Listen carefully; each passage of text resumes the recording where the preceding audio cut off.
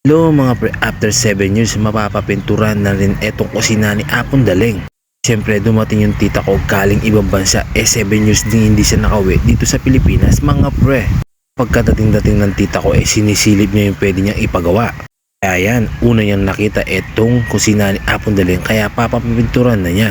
Siyempre nagtanong muna yung tita ko kung sino yung magaling magpintura. Kaya yung tito junior ko at yung pisang kong napakapogi na si John Eric, sila na lang yung nagpintura mga pre. Sa iba niya papapinturan dito na lang sa dalawa para may pera sila mga pre.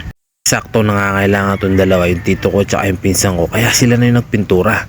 Hindi naman ako pwede magpintura kasi may pasok ako. Ako na lang yung tuturo sa inyo kung paano magpintura mga pre. Yung bapo ko makanya baling mabagal ang magpintura basta masanting ipapapintura mo na. Tita Chanda pag ikinipapintura na kayo matulaya kaya kayo dyan magkano yung bayaran na kaya kayo sana all.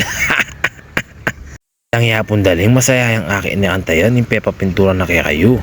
Kung wala akong trabaho, isa rin ako namimintura surado mga pre. Alam niyo naman magaling din ako mamintura Hindi niyo lang alam kasi Yan po yung sa looban ni Apon Daleng, sigurado may makikita na naman si Tita Chanda kung ano yung papalinis niya mga pre.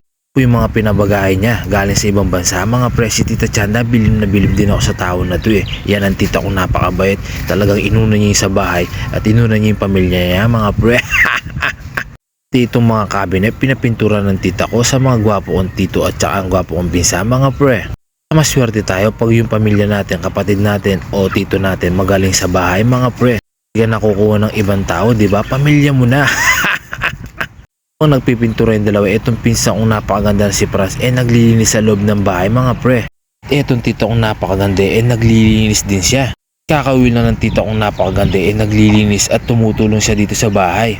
Ganyan naman talaga yung tita ko Hindi siya tamad mga pre, masipag yan. Magpapapintura yung tita ko magluluto siya ng pagkain mga pre. Napakasarap din magluto ng tita ko to. Napakasipag kasi kaya masarap yung luto niya Pisang kong pogi pakasalesi pa mintura yung bapa ko kanyaman yung ulam yung kanina. Siyempre sumahop, wala na akong magagawa diyan mo amirito ko mong asang kanini. Okay na ako. Bang wala akong ginagawa tinutulungan ko yung napakagandang tita ko. Walang iba si Tita Chanda mga pre. Luluto daw kami ng munggo. Napakasarap ng munggo. Napakasarap magluto ng tita ko. May nakita ko, may nasilip ako, may kumakain sa likod na Tita Chanda. Nakita ko itong partner ko, walang iba si Amara to mga preto. Sabi ko sa kanya, sayo muna siya. Talagang bibong bibo tong bata na to. Walang iba si Amara to mga pre. Basta laking Apon Daleng malusog. Pinapintura ni Tita Chanda buo pati yung kwarto ni na Franz mga pre. Talaga yung tita ko mga pre, basta gawain bahay maraming alam ang tita ko. Talagang malilinis ang bahay. Pwede lang papalitan nitong bahay ni Apon Daleng gagawin ng 3rd floor mga pre. Radakaltok na muna man apuna. Apon Daleng na malengke po sila sa palengke. Bumili sila ng bigas. Ako yung nagbuhat. Siyempre sino pang magbubuhat? Ako lang malakas dito Kakulo na nga po kung daling na kalago ng apo ko. Malago, magana kaya po. Anak ng apo kong daling pang maragukularin, magana kalarin kaya kami. Diyan may naman sasabihin kaya kayo, balo yung kaluguranda kayo. Siyempre mo muna ni mama ko, Reolita said mga pre.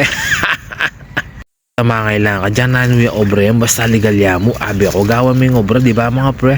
May pagal ni ate Tito Junior at makasimangot siya.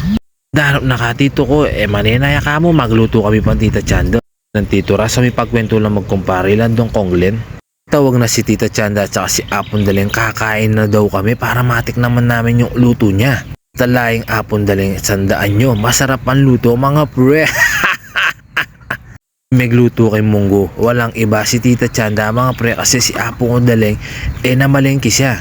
Apon Daleng aburyan ang mesa ng luto ng munggong Tita Chanda Kung balo mo habang magluto kami, sabi na pakasarap na kanu. Ano pa akalaw itong manyampo, tanong katak ka na nang. Apo kong daling aburyan namin luto ng Tita Chanda tsaka rin pirito kong galong upote mo naman buri pa kanyaman ko luto din nang. Panganyo mo ikaw nga daw may mintura kayong kusina ng Apon Daleng. Diyan nga ako mga kuna mo, kaswelyo nung ikayo mo. Pre, napakasarap ng munggong luto ni Tita Chanda. Siyempre nagmana kay Apon Daleng mga pre. Itong kwarto ni na Pras, pinapintura din sa dalawa. Kasi nagandahan sa pintura ng kusina ni Apon Daleng mga pre. Family sad mga pre, nagmamahala na nagkakasundo ang pamilya ni Apon Turo at Apon Daleng mga pre.